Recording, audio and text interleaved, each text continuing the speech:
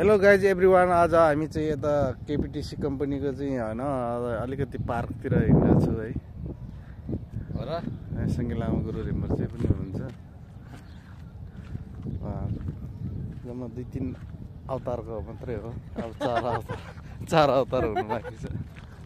अनि ट्याक्कै यसो गर्ने कि यस्तो अनि आउँछ आएर हेलो एभ्रिवान गाइज होइन। हामी चाहिँ आज यो केपिटिसीको चाहिँ पार्कतिर छु।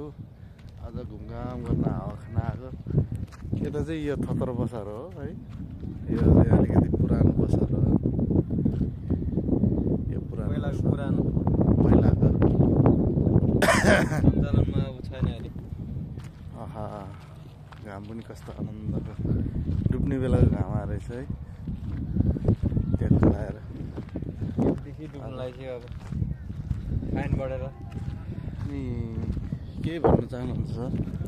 के भन्नु चाहिँ यस्तो खाद्य कम्पनी देखेर मछलीको गाला फुट्न गएर हाम्रो मछली बाँदर चोर मुजी भएको कम्पनीमा चाहिँ कोही पनि नआउनु होला।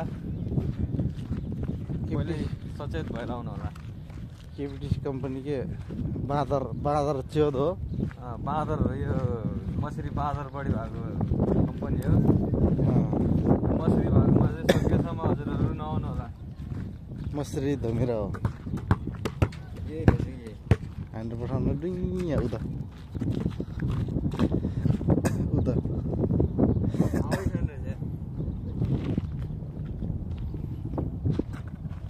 बल्ल खेल्थ्यो होला।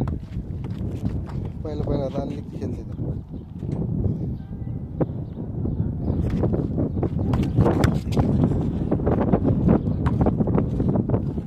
मेरो देवसँग पनि ठिक हो जान्छ स्यु भने सुन्यो होला है।